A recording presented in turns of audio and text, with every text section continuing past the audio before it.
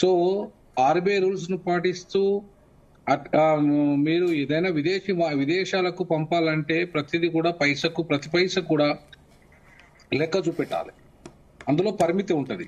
So కాబట్టి ఇవాళ పరిమితికి మించి లేదంటే నువ్వు కేబినెట్ నిర్ణయం తీసుకోకుండా నీ ఇష్టారాజ్యంగా నీ ఒక్కడివే నిర్ణయం తీసుకునేటట్టుగా ఇది it is not your own estate, it is an public institution. Public institution must be you are only the custodian. So custodian can protect it, not destroy it. అంతేగాని నీ ఇష్టారాజ్యంగా డెస్ట్రాయ్ చేయడానికి కోట్ల రూపాయలు ప్రజాధనాన్ని దుర్వినియోగం చేయడానికి నీకు అధికారం లేదు.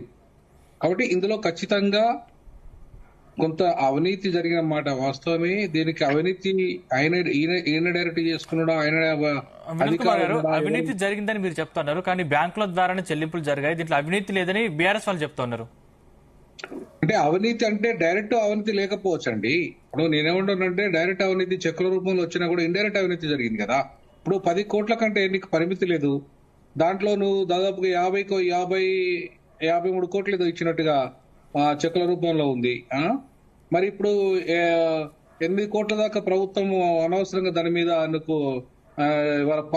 అనవసరంగా ట్యాక్స్ కట్టాల్సి వచ్చింది కదా. అనవసరంగా అమౌంట్ అదనపు భారం కదా ప్రభుత్వానికి. అది ఫైన్ కట్టిరు కదా. ఇప్పుడు నేనేమంటానంటే ఇండైరెక్ట్ గా దీని ద్వారా చాలా నష్టం జరిగింది కాబట్టి ఆ నష్ట నివారణ ఎవరు చేయాలి? సుమారు 600 కోట్ల వరకు కూడా ఈ ఫార్ములా ఈఎస్ కారణంగా ఇవాళ ట్రాన్సాక్షన్స్ జరిగినాయి అన్నట్టుగా ఆధారాలు కొంత ఇండైరెక్ట్ కనపడుతున్నాయి. ఈ అమౌంట్ ప్రజల సొమ్ము ఎటు పోయింది అనేది తేలాలి కదా. 8 కోట్ల ఫైన్ ఎందుకు కట్టాలని తేలాలి కదా. సో ఆ విషయాల పట్ల ఇవాళ ఆయనకు బాధ్యత ఉండాలి కదా. ఈ must be accountable for that. Fine అనేది రాష్ట్ర ప్రభుత్వం ఎందుకు కట్టింది, దానికి ఎవరు కారణం, 8 కోట్లు అనేటివి ఎట్లా రికవరీ చేయాలి, మరి దానికి సంబంధించిన విషయాలన్నింటినీ కోర్టు నిర్ధారించాలి కదా. ఫెమా ఉల్లంఘన జరిగిందా లేదా అని చెప్పేసి నిర్ధారణ జరగాలి కదా, ఈడీ నిర్ధారణ చేయాలిగా.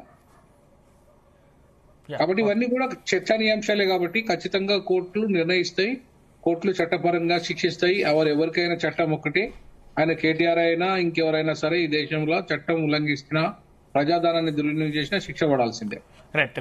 సంజయ్ రెడ్డి గారు నమస్కారం అండి.